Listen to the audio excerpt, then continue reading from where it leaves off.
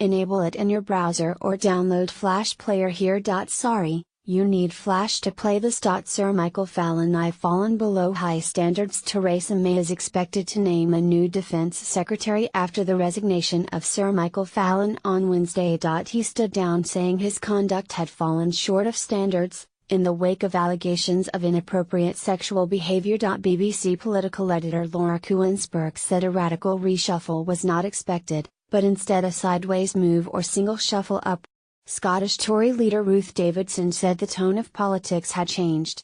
In a speech after winning the Spectator's Parliamentarian of the Year award, she said it was time to clear the stables in light of recent allegations, but said there was a need for some pretty big shovels to do it with. Sir Michael is the first politician to quit following recently revealed claims of serious sexual abuse in Parliament. He told the BBC that what had been acceptable 10 years ago is clearly not acceptable now. In his resignation letter, Sir Michael said a number of allegations that had surfaced about MPs, including himself, had been false, but added, "I accept that in the past I have fallen below the high standards that we require of the armed forces that I have the honor to represent." Enable it in your browser or download Flash Player here. Sorry, you need Flash to play this. Sir Michael Fallon. Not right for me to go on as Defense Secretary. Sir Michael later told the BBC it was right for him to resign, adding Parliament now has to look at itself and the Prime Minister has made very clear that conduct needs to be improved and we need to protect the staff of Westminster against any particular allegations of harassment.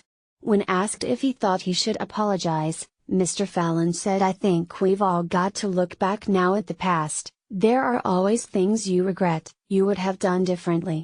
Mrs. May said she appreciated the serious manner in which Sir Michael had considered his cabinet role and paid tribute to a long and impressive ministerial career. Laura Kuensberg said there was already a fragile balance in cabinet that the Prime Minister would be wary of when naming Sir Michael's successor. She added it was not just about a figurehead for the military, but with big issues like Brexit on the table, the appointment would be about keeping the political peace. On Tuesday, a spokesman for Sir Michael confirmed that he was once rebuked by a journalist, Julia Hartley-Brewer, for putting his hand on her knee during a dinner in 2002. Ms. Hartley-Brewer, a former political editor of the Sunday Express and regular political commentator, told BBC Radio 4's The World Tonight, "If he has gone because he touched my knee 15 years ago, that is genuinely the most absurd reason for anyone to have lost their job in the history of the universe, so I hope it is not because of that." Labour MP Jess Phillips said recent allegations made against MPs were a cross-party issue, but said Sir Michael's resignation made her feel that action was being taken. She added, "I am not interested in scalps, I am interested in cultural change, in Parliament and in our political parties, to make it safer and a better environment for women."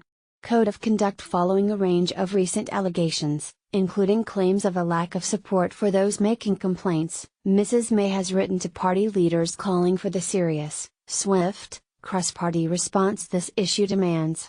Labour, meanwhile, has launched an independent investigation into an activist's claim that she was discouraged by a party official from reporting an alleged rape at a party event in 2011. Conservative MP Bernard Jenkins told BBC Radio 4's Today programme that there needed to be a new code of conduct in the House of Commons which talks about the values we believe in and sets out in a coherent way the principles by which we expect MPs to conduct themselves. He added there is no discussion in Parliament about how we support the positive values that we want public life to reflect.